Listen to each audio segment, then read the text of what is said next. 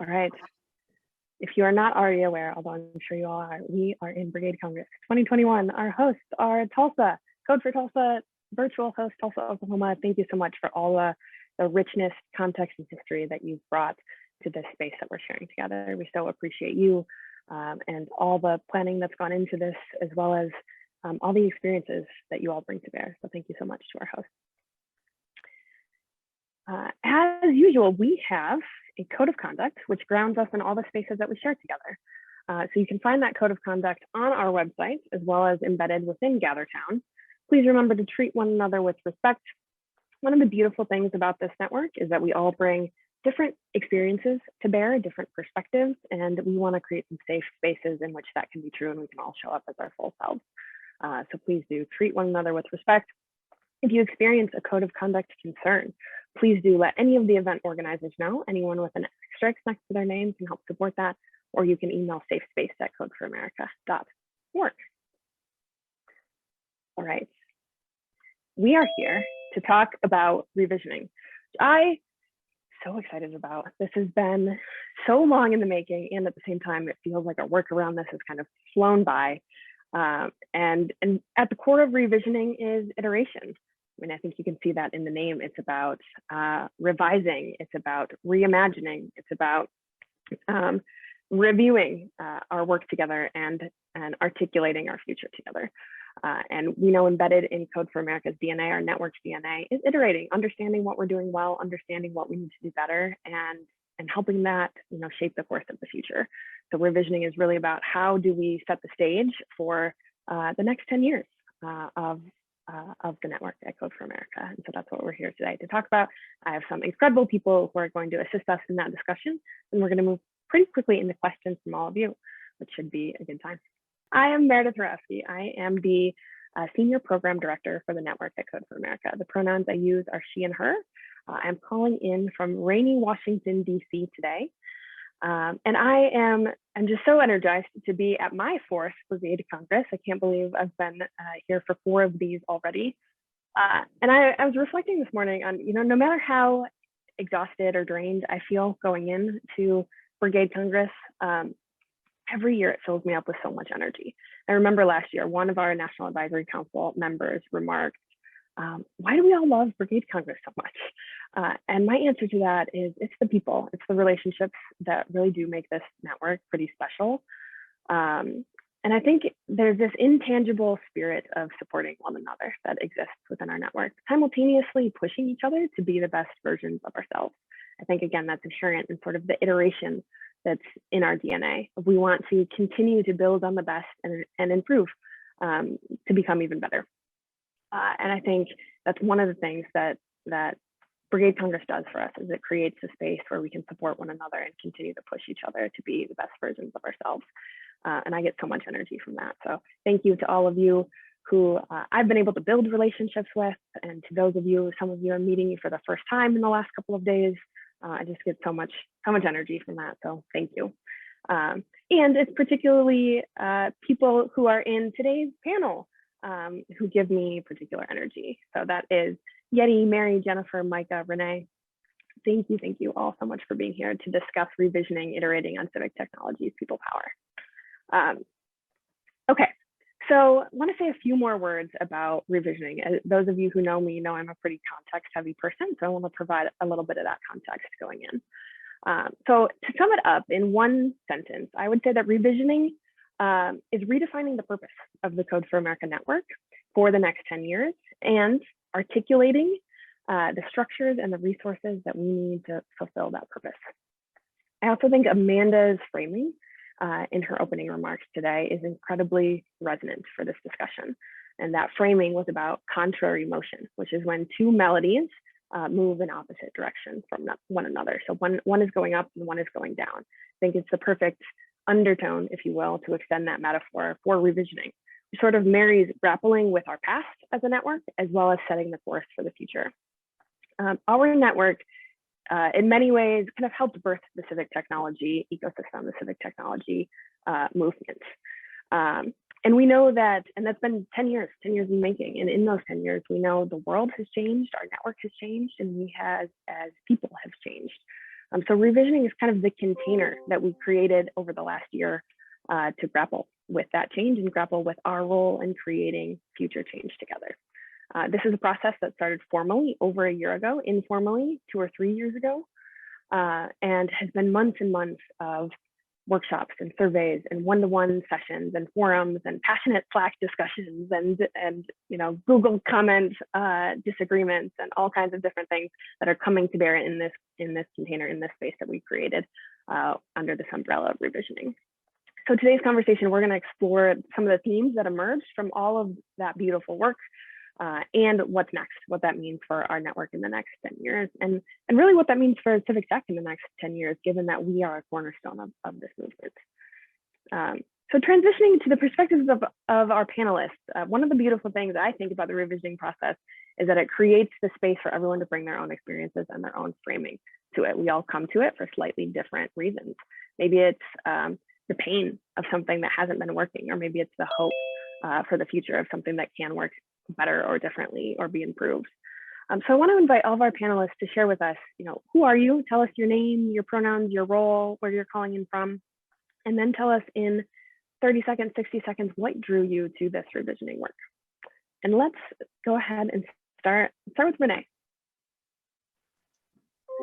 Thank you, Meredith. And I'm really grateful to be on this panel and sharing this conversation with everyone here. Many of our conversations were really key for the work that I did. So my name is Renee and my pronouns are she, her. And I just had one of those brain blanking moments. We're just introducing ourselves, right? We're responding about why we. Yeah. Tell us why you came to the revisioning work. Yeah. Right. So I spent a lot of time watching this community develop before I joined it. And when I joined this community, I was just really impressed by the depth of conversations that would happen here, the depth of real human conversations that would happen here. And I could also hear a lot of pain in the community as well.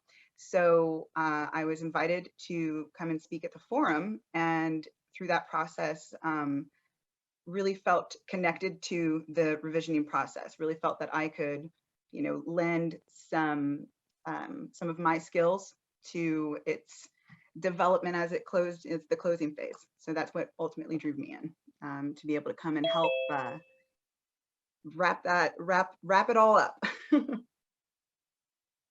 Amazing. Thank you, Renee, for being here. Thanks for all the heart and passion you bring to this. Yeti, tell us who you are. Tell us what drew you to the revisioning process. Thank you, Meredith. I would say just right here, like it feels like, this is the kind of conversation we have in our team. So happy to be here with you and sort of in this conversation and this panel conversation. My name is Yeti Abara, pronouns she, her. I came to the revisioning work because of others in the community who drew me in, to be part of the work. And I've been a co-organizer with Code for Atlanta for about 4 years.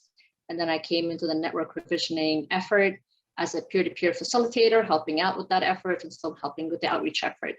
What draws me here is I understand what privilege can do.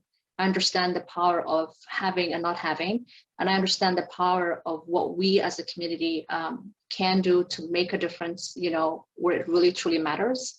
I have daughters, and for them, I want to see a world that I can help, through whatever effort I'm doing here, this revisioning or other efforts I have elsewhere, that I want to see a better world for the next generation to come. Thanks, Jenny. That's really well put. Jennifer, over to you. Hello, I'm Jennifer Miller. My pronouns are she and her. I'm in North Carolina. My background is in teaching and doing research in public policy. And I've been involved with Code for America in a number of volunteer capacities, with Get Your Refund, with a number of the local brigades in the North Carolina Triangle area. And then since July 1st, helping to co-organize a statewide virtual brigade connecting these brigades in North Carolina. And what drew me to the revisioning work is really curiosity and a desire to learn more, since I'd seen that serving with Code for America can take a number of different forms, and I'm really driven by curiosity and wanting to learn more. Curiosity, I think that's a defining theme of this revisioning work. So thank you, Jennifer, for lifting that up. Mary, tell us a little bit about you and what drew you to this.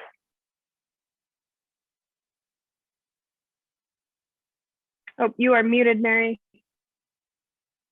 Sorry about that. My name is Mary Norris, and what brought me here was actually being an independent authorized representative and helping a client, and I found Code for America. And then what brought me to revisioning was being co-captain of Code for Fresno, and then becoming a volunteer client success lead with Get Your Refund. I felt I could kind of blend a little bit more different perspective to different points of view to the conversation, and hopefully see if maybe help to give a little bit more context as to what's really going on within the different facets and how they may go ahead and intercede. Thanks so much, Mary. And last but not least, Micah, tell us a little bit about your experiences coming into this. Yeah, thanks. Micah Mutrix. I use he, his pronouns, and live up here in northern Vermont. I came into the brigade network, I believe, when the first National Day of Civic Hacking kicked off. I forget whether that's 7 years ago or so, but it's been long enough that what brought me to revisioning was just having spent a lot of time having a lot of conversations, attending congresses, just sort of understanding,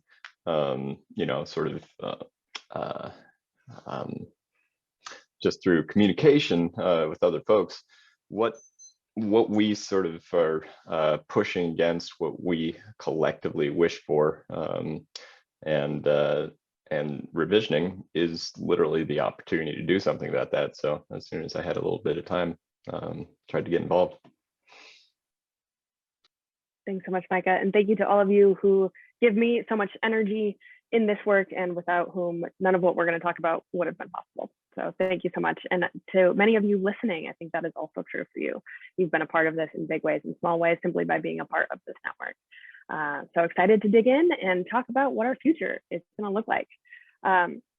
So kind of alluded to the fact that revisioning is fundamentally grounded in listening to this community, this diverse community, lifting up various perspectives, and then trying to channel that into strategy for what we do going forward, what kind of resources we need to succeed.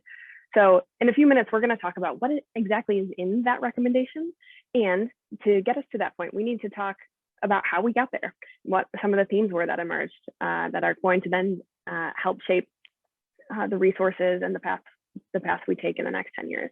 So Jennifer, I want to turn it over to you to talk a little bit about the data in this process. So we mentioned these surveys and workshops and one-to-one conversations. We're kind of a data-obsessed network, if I put it, pretty candidly. And you helped, along with others, help shepherd that work. So tell us a little bit about what that looked like and what some of the takeaways for you were as you were looking at all of this data. Thanks. Yes, the data work was definitely a huge team effort, and it was my really pleasure and privilege to come in and bring some structure in a few places where that I think really helped the work along. We were analyzing data from a number of surveys and of various levels of formality, and focused on the revisioning work, and then less focused on the revisioning work to some extent. So that was a balance. We also did some qualitative analysis of the online forums, which some of you may have attended and participated in or even presented there. So that was a fairly unstructured form of qualitative data, as were the responses to semi-structured interviews collected by the peer-to-peer interview team. So that's sort of the broad data landscape that we were working with. And then it was really a volunteer engaged tagging process to analyze that survey data. So some of the areas where I felt it was important to add some structure were a code book, because if you bring in a group of new volunteers and tell them code things that relate to strategy or to a particular strategy, like no two people will take the instruction the same way. So we had to work and develop some common understanding of terms that everyone thought they knew what they meant, but we all had different ideas. And then also bringing some of the Code for America concern for usability to what we were actually asking our volunteer taggers to do. Could we take away some of the more mechanical work from the volunteer taggers and let them focus on that complex abstract reasoning they were doing to tag the data? I'm happy to discuss this more later, but I think that gives you a broad overview of what we did with our data work. Jennifer, quick follow-up on that. Just give us one example of like some of the terminology that we may all have different definitions for, or what were some of the things that came through some of that data? Wow. I think if I can bring the classic one was mutual aid, which was used in some of our survey questions. And it was something that I'm very proud of myself here, because with my background in teaching and doing research in public policy, I could have been defensive and thought I knew everything, right? I could have come in like that. And then I was like, actually, no, I don't really know what that means. I'm going to look it up. Okay. And then I started asking other people, what does mutual aid mean to you? And I started reading the survey responses and said, this person is interpreting mutual aid in a way different than what's out here in what's written and what's talked about it. And we learned a lot from discussing what we did and did feel was right in a mutual aid model for the brigades and for the network. So that was a really good example of one where getting clarity on terminology, I think, helped move our work along.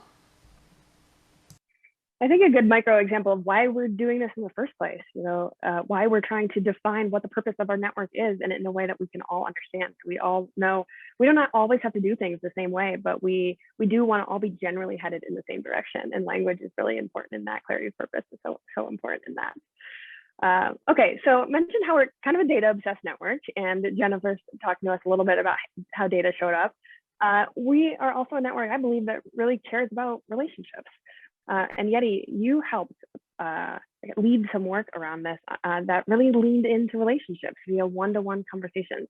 Tell us about what sort of space that created, what kinds of topics you were exploring in those one-to-one discussions, and what some key themes were that arose from you in leading many of these discussions. Adding on to what Jennifer said, we weren't necessarily following a structured, regimented outcome. Instead, they were open questions that helped dive deeper, to capture the sentiments. And so the peer-to-peer work was centered around, capturing thoughts and feedback from the network that wasn't necessarily readily available through other forms of outreach or approach. And we developed about 10 questions, deeper diving in about 60 minutes or so. And so the questions encouraged empathy, listening, creating space for individual expression, and prompt with deeper questions. And the questions weren't designed to be regimented or followed strictly, but whatever transpired in that space, we encouraged and we talked further and we explored together, and we gathered what we could from those conversations.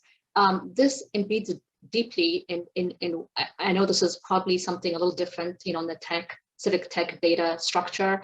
It comes from, the empathy circle and the 4 quadrants of the empathy circle, which is when you have dialogue that's deeply personal and trying to uncover some of these deeper conversations. You're trying to see, how does a peer feel? What does a peer say? What does a peer think? And what does a peer do? And so in that way, those are kind of the deeper questions and delving that we did. And I know this is a practice that probably has, that other organizations do, and all organizations are different in their structure and purpose. But what I feel through years of having done this is that there's something that's said, I think that's very true, which is that, as a network, there's a very core desire for connectivity, which we discovered from our peer-to-peer work. And to be acknowledged is a big part of it, and to feel supported in the work that's being done is a big part of it. And so I think that's what came out of the peer-to-peer process. We were pleasantly surprised and very happy at how we were received and how receptive everyone was, how eager everyone was to lean in, no matter what the past was or where we were going into the future. And so I think that sort of set the core for what we are trying to do now with our outreach efforts in the next phase of ReVisioning. I think that work that you helped lead alongside many others who gave their kind of heart and soul to that work is such an indication of how the process itself can inform what is needed for the future. So to your point, Yeti, that this need for connection and community is so present in our community, and that we need to create more spaces for that, more resources, more structure for that. I think was something really beautiful that I took away from this work that you led, and your reflections just now as well. Micah, so okay, we've talked about how we love data, we love relationships, one-to-one connections. We also love creating spaces like this where we can riff off one another, we can disagree with one another, and you helped facilitate that via a forum series that you led. So tell us a little bit about what those forums talked about, what some key themes were from those discussions, and importantly, where there may have been points of disagreement. We know that that's sometimes where the magic sits in those areas of tension. Yeah, totally.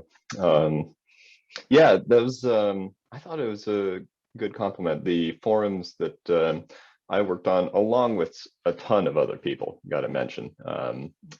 M was particularly there with me trying to pull all this out, but there were a lot of folks involved in those.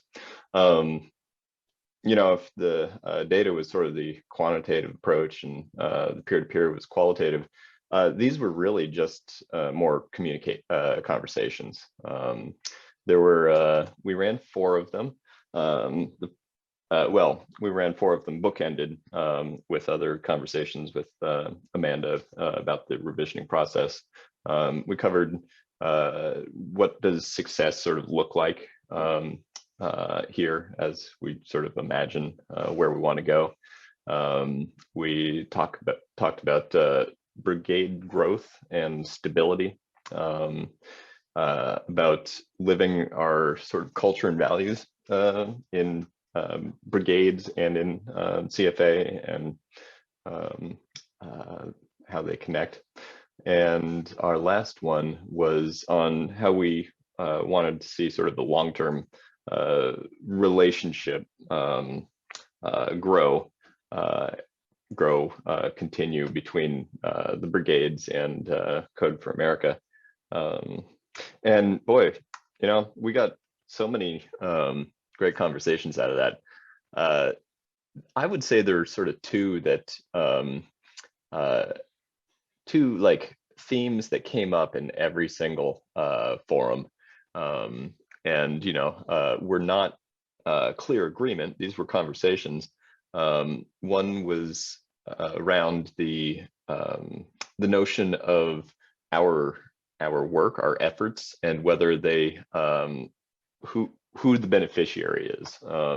Is our focus on sort of government side, or is our focus on general public interest at the discretion of individual brigades? And you know, I think there was I think it's fair to say that there's more interest in the latter. It wasn't one-sided. You know, government is a fantastic tool for getting those sort of things across, and I think most of the conversations included brigades who have seen real progress working through government, but it certainly wasn't the only one folks were interested in. The other like recurring conversation that has been sticking in my head is sort of local autonomy of brigades versus national direction and support. We want both, frankly. Like that's you know, asked one way, it'll be answered in this direction. Asked a slightly different way, it'll be answered in the other. And we saw that all over the place. I remember two particular, we ran a bunch of surveys, sort of informal polls along with the forums. And I remember two of the really most consistently highly agreed upon statements were brigade should solve local problems with the tool of technology. Also, members should be engaging nationally in action areas and not be limited to that of their brigade. And, you know, while it kept coming up as if these were opposing ideas, you know, to editorialize a little bit, I don't necessarily see conflict. I totally think that those are things that we can do together. Yeah, so the forums were, I enjoyed them immensely. They're all still up there for folks to review. You can go look at the surveys and polls. They're on Decidim, or you can hit me up in Slack if you want to find them specifically, but there's a lot of really interesting content there. Thanks so much, Micah. And again, thanks for your leadership in helping to create the space for those discussion and identifying where there's points of tension that actually doesn't need to be tension and can work together. And I think what you've alluded to here in terms of national opportunity and guidance from kind of the centralized support structures like Code for America HQ, as well as local autonomy, as well as Yeti, what you're offering, the importance of structure and resources around one-to-one connection and community building. And Jennifer, what you've lifted up around the importance of our language and clear articulation of who we are, what we do, what we mean by the things we say we're going to do, are all kind of elements of what came through this process, and what we had the, you know, the unique opportunity at sometimes challenge to put to paper, to go to Code for America and say, this is what we think as a network in terms of what the next 10 years should look like and how we want to make change. And these are only a few examples, right, of a wealth of different things that came through this process. And so Renee, as our kind of lead writer on the recommendation itself, you had the beautiful, again, opportunity and challenge to try and synthesize some of this. Tell us a little bit about how some of these themes and maybe other themes informed what actually got written on paper. Yeah, great. Thank you. And I will take this opportunity really quick to revisit my Brains app earlier to toss a little more context on the situation. My background is as a writer, and I am a peer specialist. So I use lived experience with mental health and disability and socioeconomic vulnerability to do advocacy and help one-on-one as well. So when I was brought into the revisioning process, most of the work had just already been done already. As a writer, you could not have asked for a better situation to walk into, where so much passion and so much work had been put into gathering what you guys call data and what I will call stories. You gathered everybody's personal story about their journey in Code for America. And those are very personal experiences, very deep experiences, full of sometimes almost as much pride and happiness as it is maybe sorrow and defeat. And I saw that written very plainly in so many of the responses, and a huge desire to stay connected, even while feeling like the friction that you guys need, the electricity that we need to keep going, was maybe splitting and becoming too fractious. And as Micah alluded to, the community wants to have its cake and to eat it too when it comes to like how to organize. We need to organize in so many different ways to be effective for all of the different problems that we see. And many of those things can seem counterintuitive or counterproductive to one another, but what you need is a working differential between all of those pieces. So a lot of that came down to creating ways to share decision making. How do we talk about decisions? Not only what do we do when we need to like make a decision, but how do we develop conversations to discover what we want to do with one another? And so coming in as a peer specialist and seeing peer-to-peer work already part of that, I leapt right on that. And I'm so grateful to Yeti and the rest of the peer team to just open the door to me to come in and offer what I have from the very clinical side of the work, which isn't, you know, entirely appropriate for here. But seeing all of that language being imbued into this work was just incredibly important for what I was seeing needed to be done. As a writer, I'm usually a writer for collective groups to help them put together a bunch of different pieces of a story to make something that's cohesive, comprehensive, and feels like it represents, as much of what needs to be represented as possible. And so I'm just incredibly grateful to have been trusted with an opportunity and a challenge to stitch as much of this together in a, what we need it to be, pulled together as strongly as we need it to be. And yeah, that's about that. Thanks so much, Renee. It was no small feat. I think you did a beautiful job encompassing the messiness, the dynamicness that is our network, and putting it to paper such that we could start to articulate some clarity for the future and start to ask Code for America organizationally what we need in order to support all the things that we want to do.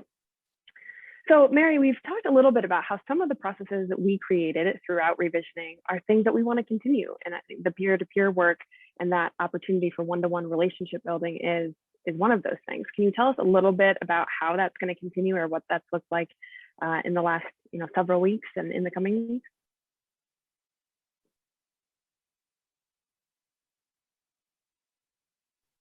Oh, you're muted. Yep, this is a very passionate subject right here. One of the reasons why I got involved with this as well is because of my interview, my own P2P that I had with Micah and M. And it was so powerful with the questions that were asked and with the real diving into the whole meat and potatoes of everything. Really made me go and say, you know what, there's more to this. And now moving forward, there's still more. There's still more to go ahead and experiment with to see what is it that we can go ahead and divulge that needs to go ahead and be worked on. How can we collaborate together? How can we go ahead and make more of a unification here that is not conducive to, that has not been conducive to everything, but can be now, especially now that we're remote. I mean, really, we're not couldn't be any better. So moving forward, we want to have more P2Ps. We want to have more of a open dialogue to where we keep that door open and to where it's more of a, not just a you stay in your region, I'll stay in mine. No, to where, hey, no, let's go ahead and let's collaborate.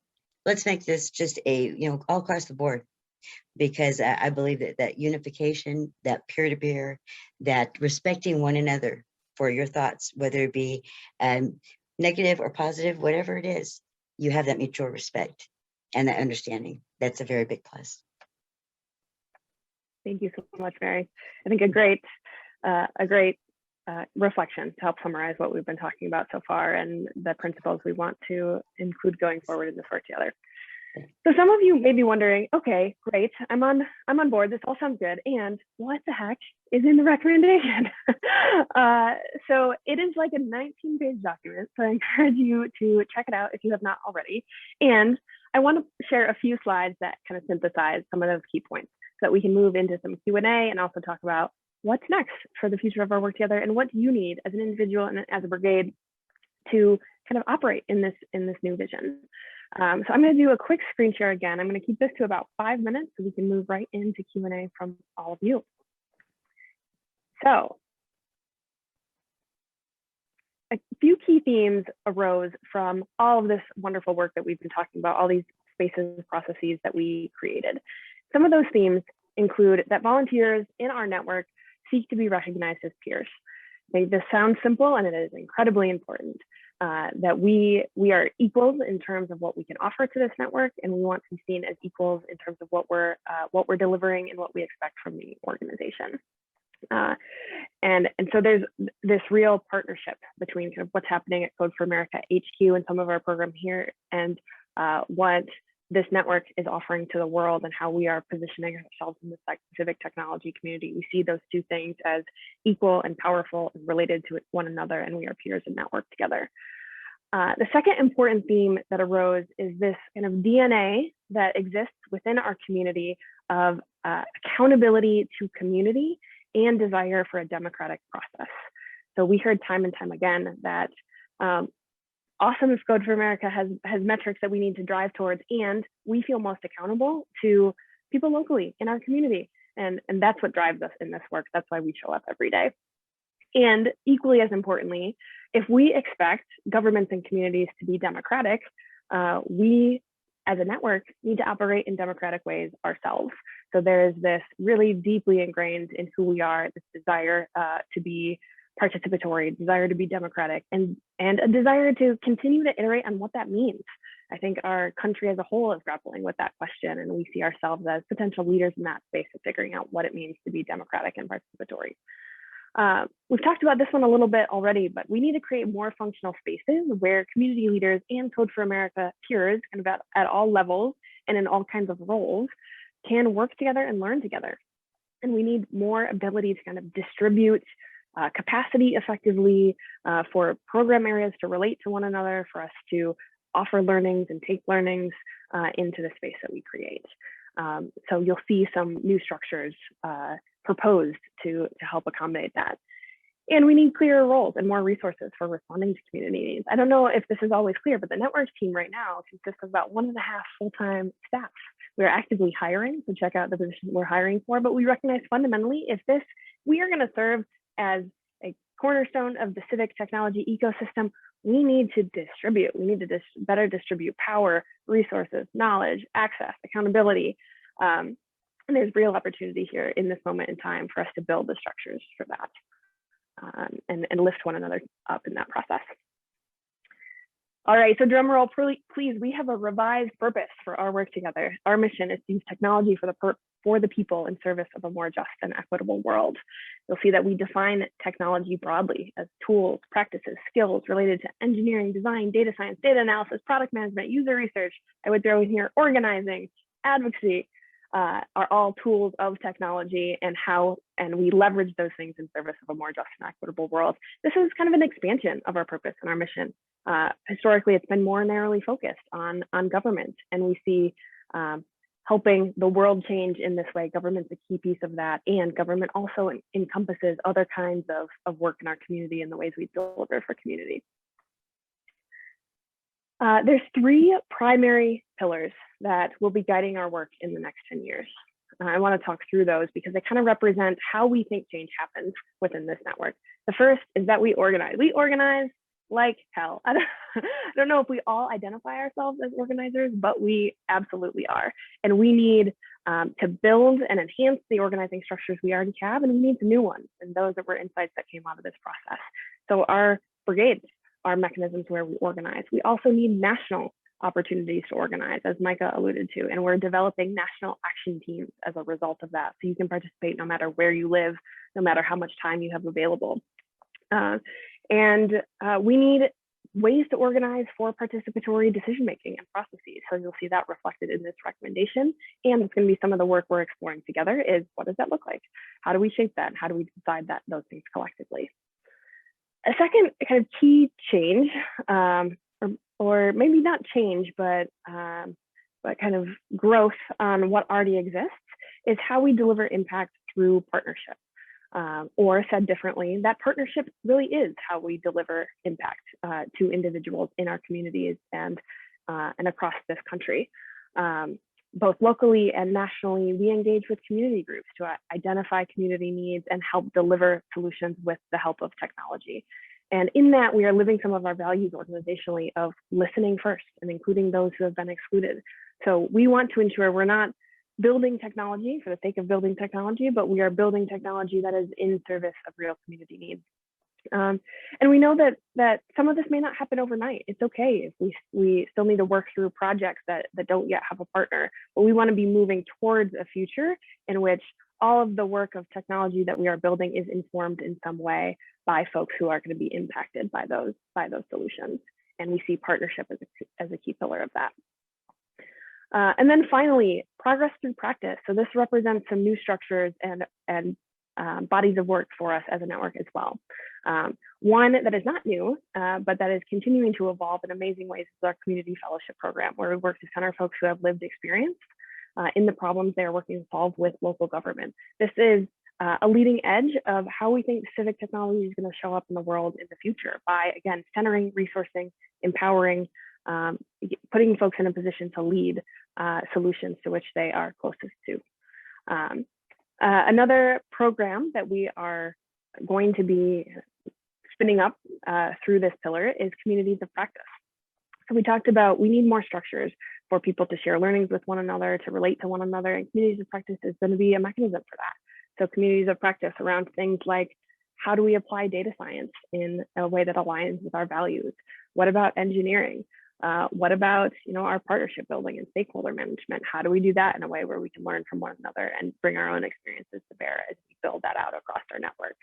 And then finally, we mentioned this notion of, we care about democracy, we care about participatory processes, and we continue to iterate on how we do that ourselves. So the way we expect the rest of the world to show up is how we want to start to operate in the world. So these are some of the grounding pillars of the recommendation that directly inform strategy and resources for the network as a whole, for Code for America, for our brigades, and the other structures that we're creating. So to put an even finer point on it, where are we now and what is our proposed future?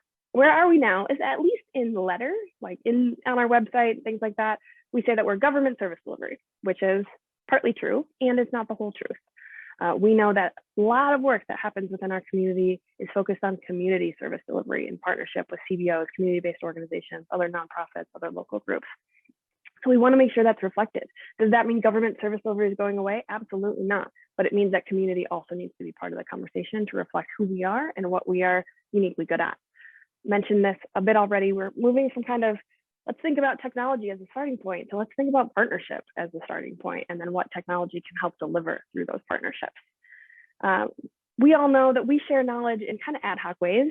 Brigade Congress is one formal way in which we share knowledge, but we need more formality around that. We need more spaces where we can scale knowledge. Our communities of practice are going to help us do that.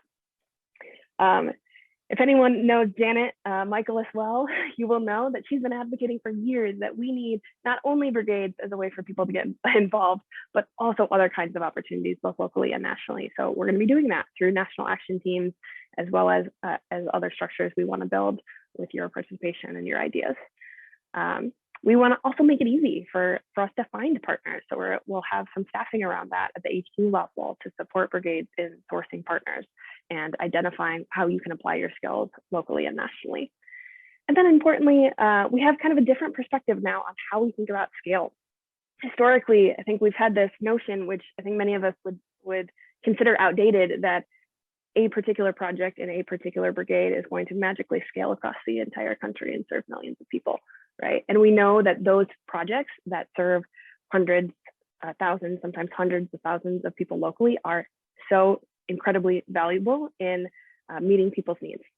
And we know that there's other ways in which we think can and should be thinking about scale within this network. So we can drive impact through those local and national partnerships and projects, and we can really scale through the how we do things, how we organize, how we apply technology, how we relate to one another, how we create participatory structures, and our communities of practice and other resources through ReVisioning are going to help us do that.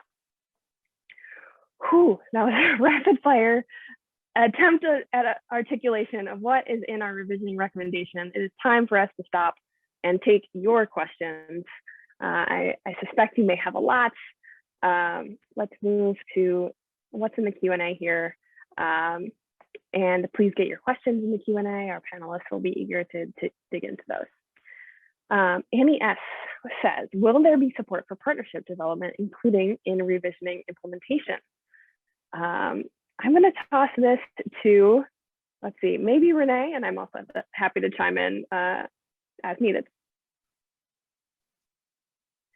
I would say absolutely. That's been recognized as one of the hardest things for many brigades to sustain due to a lot of, I think, a lot of confusion about the concept of independence versus interdependence when it comes to being a chapter of a larger organization.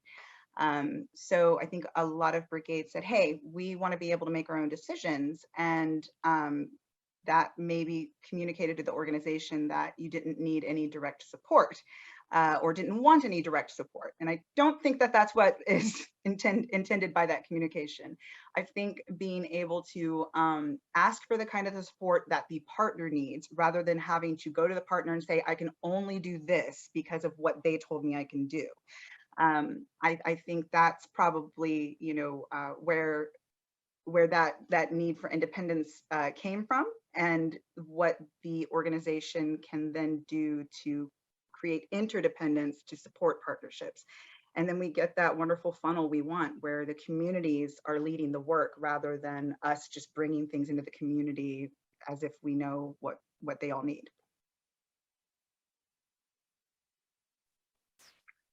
I would plus one all of that and also add to Annie, we're going to staff for it. So keep a lookout for positions related to helping brigades, helping other parts of our network develop partnerships. So if that's something that interests you, would love to see you apply for that. One thing we haven't gotten into, because it's sort of in the details, check out that 19-page recommendation when you have some time, some light bedtime reading, but is creating several stipended positions to help us operate what we're going to call a brigade base camp. So a go-to place where your brigade can ask questions about finance and partnership and decision making and brigade count and all the things. And we want to, so this is related to how do we start to distribute, empower accountability resources across our network. And we want to hire folks, 10, 15, 20 people who are going to be in these stipended roles to help support folks, and partnerships will be one of the focus areas of that. All right. We have about 10 or so minutes left, so we still have time for a few more questions. So please throw your questions in the Q&A. In the meantime, I do want to invite some of our panelists to reflect on a couple prompts for you. Which piece of the revisioning recommendation and kind of these changes are you most excited about? Maybe which do you have the most apprehension about, and therefore I think we need to really pay attention to how this is going to work and what sort of resources we need to execute on that. I might go to Yeti to chime in on any reflections you have on either what you're most excited about or what you have some apprehension about and therefore needs a lot of thoughtfulness as we move into implementation. Thanks for that question, Meredith. I'm excited about the revisioning period, but most of it I am, all of it I am, I would say. But to me, the one that stands out the most, and I know as I'm also a brigade co-organizer, I understand it's really hard. But to me, it's the partnerships. Accountability is the one that appeals to me the most. Having projects for real people where we have partners and possibly lived experiences at the table, helping us achieve that for our communities. That to me is the most exciting part of, and I know it's not easy to get there. While I say this, I know it's not easy, it's complicated, but I do feel like I find that to be the most exciting part of the report, is having the results. Where I think that maybe some things we would have to learn as we go along is just really defining what the regional support or pods are going to look like. And I think that will stem from our peer sense of experiences, what is helpful to peers, and sort of uncovering some of those, research and information and facts that we need to actually build that moving forward.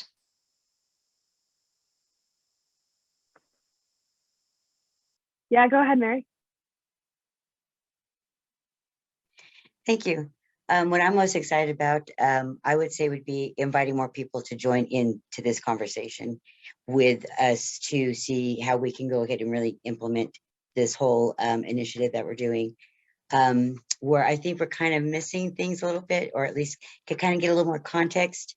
I really think that we need a little bit more on usability. If you think about it, statistics show 30% are the only percentage that have anything more than a mobile device.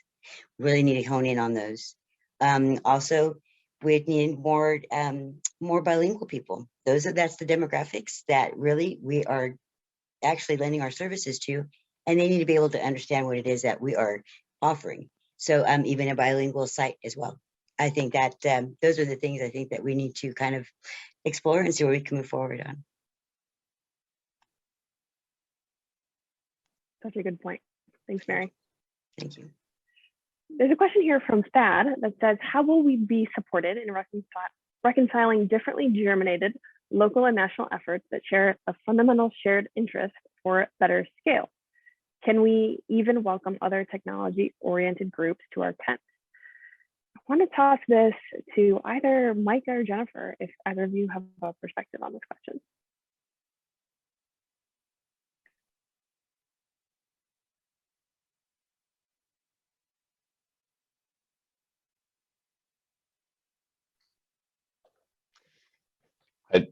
Jennifer, I'd love to. No. Okay, I'll just own up. I was distracted by the questions in the Slack there, or the chat. Could you give me the cue one more time? Because I'm sure I have an opinion. Yeah, of course. Asking for your thoughts on Bad's question, which is about fundamentally welcome other technology-oriented groups into our tent as we think about scale from both a local and a national perspective. Yeah. I don't know that I can speak to how that will happen exactly, but I can relay that there's been a lot of activity in this regard at sort of the local level, collaborating with local organizations that are maybe outside the brigade network, but are aligned in doing the same sort of work with the same sort of goals. And honestly, I think a opportunity from sort of a revisioned network standpoint would be to expand on that, just as we are sort of hoping to create more cross-pollination of sort of skills and information between different parts of the brigade network proper, which goes beyond just the volunteer brigades and includes the other sort of network programs that are running. I think spreading that information about like, who are you working with? Like, we know that there is a group out there that does a lot of sort of open data, is kind of their world, is directly adjacent to ours. And I know there are several brigades that have relationships with them. I'm hopeful that once we sort of open up our own sort of lines of communication within the network, that those sort of leverage points will flow as well. I'm right there with you. Jennifer, I want to invite you to build on that if you have anything. Also fine to pass. You can go on to the next question.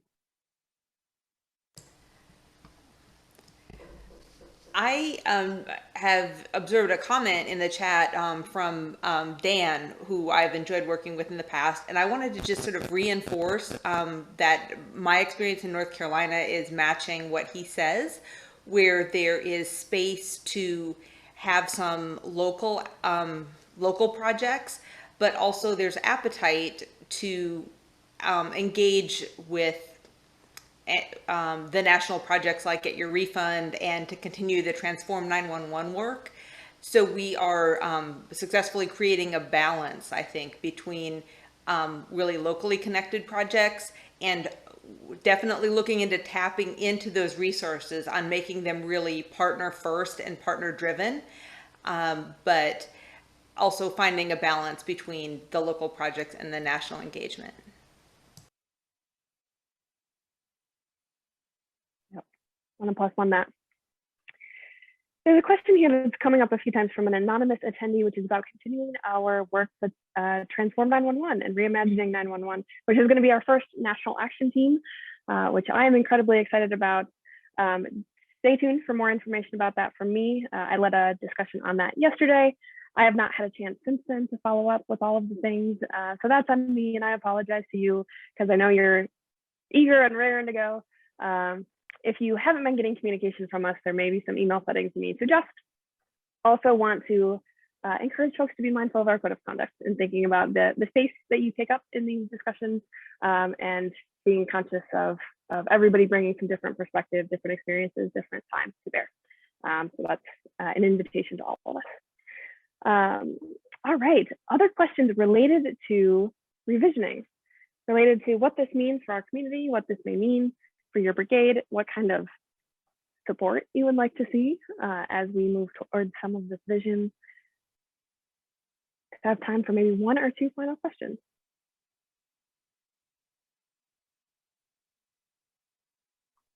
And then while folks are thinking about anything that may still be top of mind, I want to invite our panelists to speak to that reflection on which piece of this are you most excited about, and then which piece of this do you have some apprehension about or may need some particular attention in terms of resources and strategy.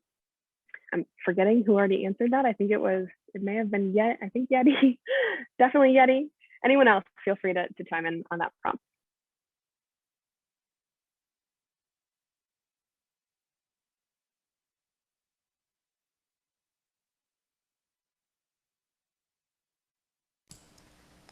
Hi.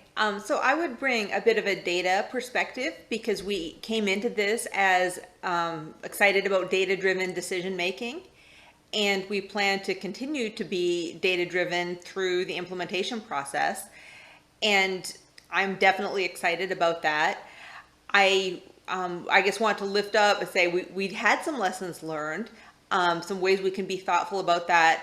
I think are giving people experience using tools for low stakes decisions before we start to use them for high stakes decisions. That was something we saw that we could build into a practice, and I've seen us do it successfully now, and I hope we continue. And then also, as we ask for information, as we get this in our head, we say, I could do a survey. Let's stop and converse and say, who are all of the stakeholders? If we collect this information, who are all the stakeholders, from the people we may be asking about to the people who would be protecting, sharing, acting on the information? And let's just really be thoughtful and engage around our data collections and analysis processes. Thanks so much, Jennifer. Renee, over to you. Thank you. I wanted to call attention to part of the question that Dan raised in the Q&A related to Transform 911 and national action teams. There is formal description for, the idea in the revisioning, absolutely, under national action teams, or that like more formal pathway that kind of already happens. That name came out of, calling it desire paths. People are creating their own desire paths into those efforts at any rate. And then, the other piece I wanted to share is to really pitch the participatory governance session tomorrow, because that's what's really needed for the community, is learning functional tools to make decisions together. And then the next piece of it is attending empathy circles, so that when we are making decisions together, we're doing it safely, in support of one another, and in support of ourselves too, so that we can advocate for our personal needs without straining relationships unduly, because we are all here to share in this work and move it forward, and not, not be as stressed out by it. So we need more empathy and more tools.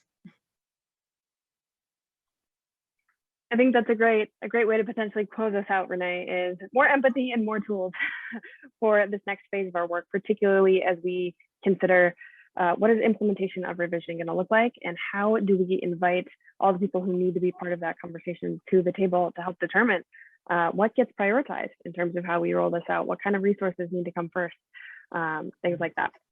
And I see, I want to, go ahead, Mary. I was just going to say, and I think we'll have to remember that we may have some criticism or something here or there to offer. Remember, bad criticism, there's nothing bad about it. It's all constructive criticism, because that's something to build on. And that's how we have to think about it. Absolutely. That theme of curiosity, I think, that Jennifer raised for us. Micah, do you have anything you want to add? I saw your hand up.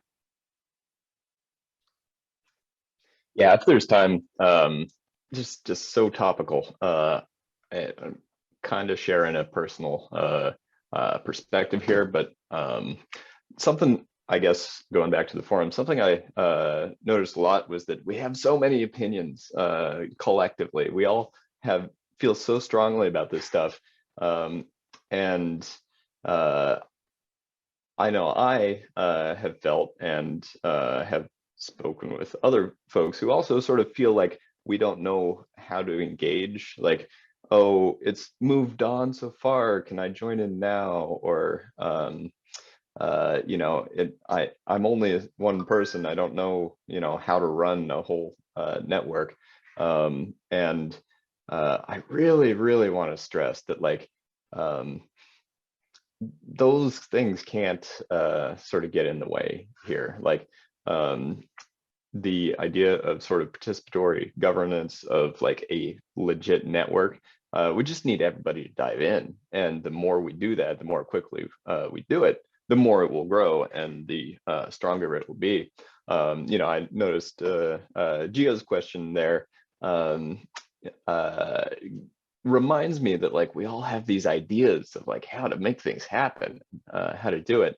And I hope nobody you know, is waiting for somebody else to like do it for you or to pull you along, because we don't need to. It's a really very casual, welcoming, empathetic group. Just jump in and, you know, things will settle down. We'll find a place.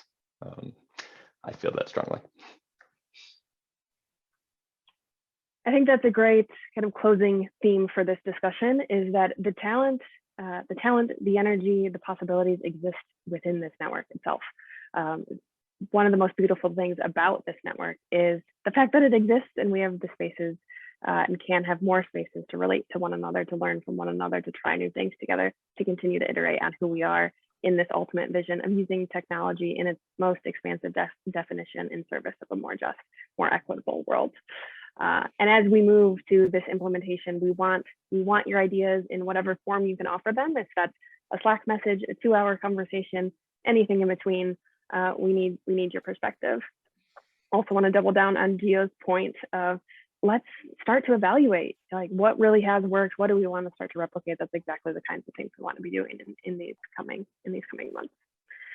So with the invitation that I think Micah gave us, basically this whole panel gave us, is dive in. I think you all represent that beautifully. And we're so excited to be in that pool with you, to extend that metaphor a little bit in the coming months. Thank you all so much. I'm sorry. I was just on the conversation that someone said, I don't have enough time. I don't know if I can even do that. That's what P2P is for. DM one of us, reach one of us, even if it's a 5-minute conversation, just to go and see what you're thinking. Not a problem. You don't have to get that deep. Yeah. Thanks. That's great. Thank you so much, Mary. All right, I think I'm going to turn it back over to our hosts, who are going to share some logistical information. And I want to thank, as we close, all of these panelists for all your energy today, the last several months, everyone who has been a part of ReVisioning in big ways and small ways, and everyone who is part of this network. Because whether you believe this to be true or not, we certainly do, that you've helped inform how we've gotten to this point and where we go from here. So thank you all so much.